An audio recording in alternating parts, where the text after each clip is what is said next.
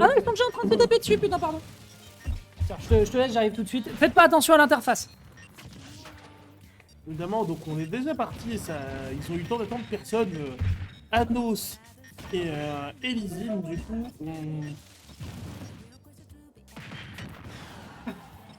Qu'est-ce qu'on annonce? Qu'est-ce qu'on annonce? On va être mis à jour. Qu'est-ce qu'on rate pendant que je suis en train de faire les réglages?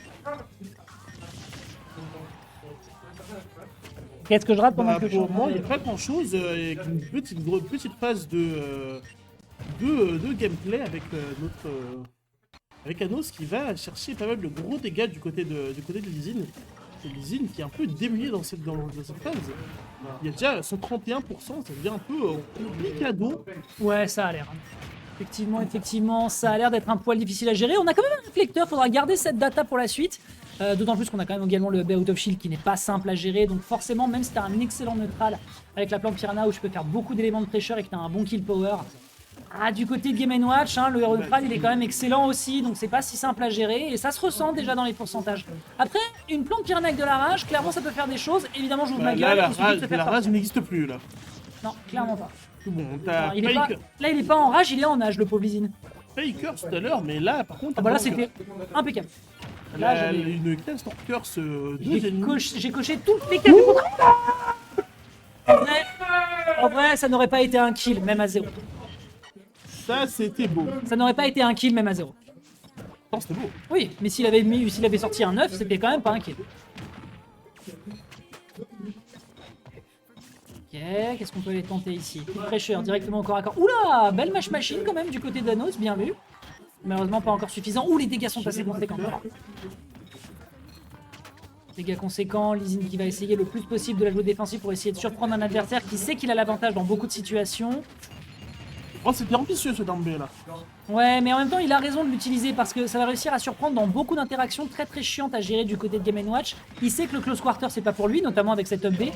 Donc je comprends l'intention derrière. C'est justement à Anos d'éviter de tomber dans ce type de piège. Et surtout, en plus, ça permet de créer un combat à mi-distance au final. Et puis j'aime bien là, ce qui est en train de se passer. Hein. Là, vraiment, la mid-range justement entre les deux joueurs est capitale. Il faut savoir aussi que la tête de la plante Piranha, quand elle se propulse, reste une hitbox. Donc là, par exemple, avec l'invincibilité de l'up smash, il y aurait pu y avoir un truc très intéressant à aller chercher du côté d'Anos. Malheureusement, ça n'est pas fait. Le forward air qui ne tue pas encore. L'absence de rage a peut-être été déterminante. Ce down air non plus. On rappelle que ça a du mal à tuer de base Game & Watch. Oui, c'est vraiment. Bah là, faudrait un smash, je pense, pour tuer. Oui, là, il faut partir sur des smash, je pense. Ok, le sniping qui est bon. Ok. Ouais, en même temps, tu sautes. Ça va chercher quand même. Anos saute beaucoup quand même. Clairement, s'il y a bien une option sur laquelle tu dois vraiment faire attention quand tu es face à une plante Piranha, c'est ton saut. Parce que tu sais que derrière, tu vas avoir une loupe qui va te tomber sur la figure. Tu sais que l'adversaire peut venir te chercher et te surprendre parfois justement avec le Dambé. Sur le si Ah bah, Dambé. c'est le Dambé, hein. Ah, les dégâts sur le si. Heureusement qu'on a de l'invincibilité avec le B, Anos, hein. Purée, celle-là, il l'a senti de près, exactement comme son rasage. Ok, forward air, bien vu, ça pour surprendre l'adversaire. Effectivement, Anos, en soi, en termes de projectiles et en termes de présence défensive, clairement, il n'a pas grand-chose à faire en soi pour gratter l'adversaire. Juste pas se précipiter et pas aller chercher des trucs habituels, notamment le fait de jouer par la voie des airs, clairement, parce que sinon Lysine se régale. Ok, Attention. C'est tendu, c'est des gagneurs. j'aime bien ce qui se passe dans ce corner là. Et j'aime bien ce qui. Oula, attention les dégâts. Ouais, c'est pas beaucoup de pressure dans le shield parce que la pressure dans le shield est plus violente si l'adversaire est le plus loin possible. Là, en l'occurrence, ce sera pas grand. Ok, on perd pas son avantage positionnel. Malheureusement, ce forward air va déjà mettre tout de suite Anos en position de force. 145 à 122 sur une première game, c'est déjà assez violent en termes de tension. Ah là là là. Alors là, le set play. Le set play. Petit job, l'adversaire qui part en out en disant oh, putain, je suis dans la merde. Au final, on se fera surprendre et résultat des courses, ce sera la up throw. On rappelle que Game & Watch est un personnage extrêmement léger. Donc là, en l'occurrence, franchement, le brain game de la part de Lysine était au poil. C'était pixel. Clairement, c'était au poil. Alors on est reparti, nouvelle feuille blanche en faveur d'Anos. Punchline qui est très drôle parce que à la fois le personnage est plat et de l'autre côté, Lysine a des feuilles sur la plante Piranha. Et quand je suis obligé d'expliquer mes blagues, c'est que vraiment il est tard. Allez, on est reparti, mesdames et messieurs. Petite tentative de pressure qui est tentée du côté de Lysine, mais Anos n'a aucune raison d'approcher. Mais par contre, dès qu'il y a du close quarter, bah mine de rien, le kill power, tout de suite on voit la différence. Hein. C'est clairement Lee Sin qui a l'ascendant. Et le problème, encore une fois, c'est que bah, là, on l'a vu sur la gamme numéro 1, Lee Sin peut mettre une incroyable pression au shield. On n'a pas encore vu le side B. On l'a pas beaucoup. On l'a pas beaucoup, c'est vrai. On a vu le nuage de poison à quelques reprises, mais pour l'instant, c'est pas encore un gros outil qu'il peut utiliser. Puis il faut pas oublier, attention, hein, l'adversaire a un réflecteur. Si Anos s'en sert à bon escient, ça peut se retourner contre Lee Sin. Donc attention.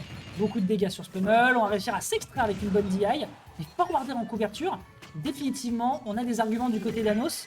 113%, si on arrive à commit et à trouver des bons kill setup, ça peut vraiment faire des miracles. Bah là, il peut aller chercher avec un smash, il peut chercher aussi avec un forwarder, je pense. Ouais, avec un backer s'il joue bien en avantage. Là, s'il va chercher, par exemple, il aurait pu le tuer, je pense. Ouais. Saut. Là, il essaie un petit peu de jouer avec le régime alimentaire de la plante piranha et derrière ce sera le forward tilt, bagarre de barre à la chaise, mesdames et messieurs, qui va asseoir sa domination contre son adversaire. À seulement 74%, c'est déjà un peu les problèmes, d'autant plus que mine de rien, Lee Sin est en train de bien l'envoyer sec. Ah bah oui mon pote, t'as plus de shield, mais si tu sautes derrière, tu te fais choper. Définitivement, il va falloir qu'il se visse au sol, Anos, parce que sinon Lee Sin va en faire son casse-croûte. Mais je te l'ai dit, c'est trop compliqué parce que la pression qui met Lee Sin sur chacune de ses hitbox, c'est trop compliqué. Oui. Après les moves de Game & Watch au sol sont quand même extrêmement safe. Bon, on perd une stock ici en ayant quand même réussi à gratter déjà une 60aine de %, ce qui est plutôt clean. Bien vu ici sur notre radar malgré la présence de l'armor. Mais là, ouais, mine de rien, il y a des petites approximations qui font que Lee Sin pourrait peut-être reprendre la température à sa faveur, comme on l'a vu sur la game précédente. Mais pour l'instant, Anos maîtrise. Maintenant, il faut transformer les sets. Bon, on a vu du coup le CB, mais le CB qui n'aura pas servi à grand chose sur cette phase. Voilà, joli ça.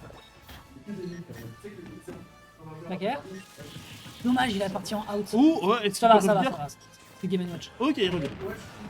Ça reste Game & Watch. Qu'est-ce qui s'est passé?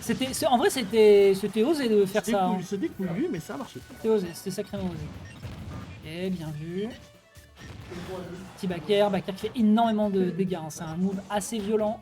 Les 2 frames que les sens passer sur la plante piranha. Attention à ce down B, la gueule de ton shield quand même. Hein. La gueule de ton shield. Là, il s'attendait à ce que l'adversaire saute par panique, ce qui veut dire peut-être que Anos commence un petit peu à s'adapter à la situation. Pas d'up smash, mais encore une fois, le forward tilt. Les 2 moves sont extrêmement safe. Lee Sin ne peut strictement rien faire. Il n'a pas accepté la pression. Et ça se retourne contre lui. On n'arrive pas à tuer ce Game & Watch depuis tout à l'heure. Ok, on arrive du coup sur une dernière stop pour Lee Sin. Ouais. Attention, le problème c'est que forcément le down B en désavantage de la plante, ça fait quand même le KP. Pas mal. C'est pas encore un kill, hein. 150 qu'un Game & Watch, hein. J'aurais pas cru voir ça. Ça va. Ça va. Ça a été tech. Pas de panique, ça va. Non, même pas, il l'a pas tech. Il a juste rebondi, mais il était pas à très haut pourcentage, donc ça va. Par contre, 83%, là, ça commence à faire mal quand même. Hein. Wouh! Ça, c'est ce qu'on appelle, mon poteau, un effet de surprise. Tu t'y attendais pas, mais derrière, l'adversaire va pouvoir justement mix-up. Il va se retourner, et donc tu ne t'attends. Et en plus, c'est vrai que c'est assez compliqué de voir dans quel sens c'est la plante piranha, tu vois. Il n'a aucun, c'est aussi. Donc, résultat, tu te prends le backer par surprise. C'est plutôt smart. Ok, voyons voir. Petit backer ici qui prend, c'est très safe. Derrière, on trouve le bon timing du côté de Lee Sin pour prendre de la punish, de la pressure on shield. Là, par contre, si l'adversaire reste dans son shield et qu'il y a un down B qui tombe, je ne donne pas cher de la peau. Oh, dommage, il s'attendait au cross-up. Après, le down smash de Game & Watch, c'est de la pression. Ah, c'est dur, c'est très dur. C'était malheureusement trop dur à gérer. Le down smash. Les smash et les coups normaux de Game & Watch de toute façon sont des outils extrêmement compliqués à gérer parce que c'est très safe. Donc résultat, la seule chose qu'a besoin de faire Lee Sin, à condition de pas trop perdre de shield quand même, c'est d'accepter la pressure, partir en out. Il a un neutral suffisamment solide pour le tenir. Là en l'occurrence, Anos a été plus solide, on a eu des meilleurs mix-up, on a eu des très bonnes phases. À certains moments, Lee Sin était un peu décontenancé, il arrivait un petit peu moins à lui rentrer dedans. Et forcément, bah derrière, ça paye en direction du 2 Game 3 qui est la dernière, mesdames et messieurs, de ce BO. On a un BO, c'est vrai, on a un BO. On a un BO au final. Allez, voyons voir. On va voir si Lee Sin va réussir à progresser en direction du top 4 ou si au contraire ce sera Anos avec son Gamma Wash. El famoso Gamma Wash. Oula, bizarre ton gap closing, n'exagérons rien non plus. On n'oublie pas que si jamais ça se plante derrière, il y aurait pu y avoir du gros punish de la part d'Anos. Wow. Je sais pas ce qu'il fait avec ses mix-ups, mais c'est surprenant. Ah oui, non, attention, ça c'est de la pressure on shield. Hein. S'il y a bien un truc que maîtrise les plantes piranha, c'est la pression sur un bouclier. Ah oui, donc attention. C'est insane. les shields ils prennent tellement cher, ça fait des gros dégâts. Attention à Anos qui prend des cher, très cher sur ce début de game 3. Ah, le B qui ne passe pas. Par contre, un truc que je constate, c'est que Anos utilise l'up B pour essayer de surprendre, mais il va pas essayer de repartir tout de suite dans l'offensive après s'en être servi. Il va pas essayer d'aller chercher de l'edge guard, il préfère la jouer safe contre une plante Ok, Piranha. très bien vu le réflecteur. Oui, ça marche bien, ça marche bien. Quelques petits dégâts qui sont récupérés par-ci par-là. Mais pour l'instant, rien de bien violent. Ok, mon petit stall dans le smash, malheureusement, qui n'aboutit pas à l'adversaire, qui a été bien solide sur ses appuis. Anos qui de plus en plus d'ailleurs accepte la pression que lui propose son adversaire, il ne te laisse pas décontenancer. Là, il accepte que son shield, ça devient un Smarties. Résultat des courses, on s'éloigne, on voit du coup ça. Lizin accepte la situation et En fait, il est obligé de partir sur autre chose. Il est obligé de concéder pour pas se mettre en danger en fait. C'est à peu près ça. C'est à peu près ça. En fait, si tu veux, les deux sont à peu près conscients de ce qu'ils doivent respecter de l'adversaire.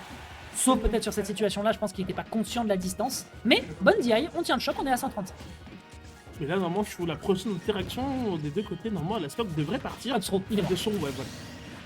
On l'a vu à plusieurs reprises essayer d'aller Là, chercher tu le vois, grab. c'était un baisse. Ouais, on l'a vu à plusieurs reprises essayer d'aller chercher le grab. Là, en l'occurrence, j'ai vu l'up smash, j'étais en mode je suis désolé mon pote, mais Lizin il va pas laisser, il va pas pardonner ça.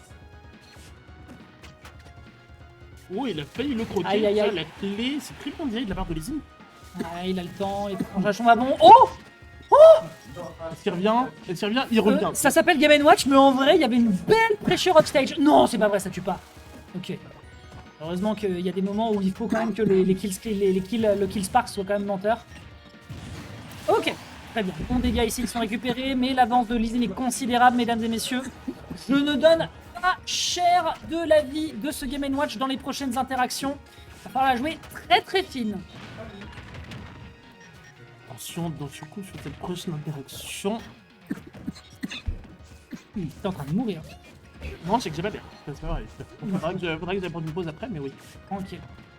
Ok, petit down B encore une fois qui est tenté du côté de Lizin, qui essaie de mettre le plus de pressure. De toute façon, là, il est en position de force, c'est à l'adversaire d'aller chercher des petits combos, des petits grattages. À 60, ça pourrait déjà potentiellement être les problèmes, donc attention quand même du côté du joueur Orbital Chip, parce que côté Oni, eh ben Anos, il a des trucs à proposer. Oh, le réflecteur, c'était étrange, heureusement. Il a sauté down B, ce qui était assez original pour le coup. Et derrière, on part sur le B, on sait qu'on a l'invincibilité, ça va être facile d'atterrir.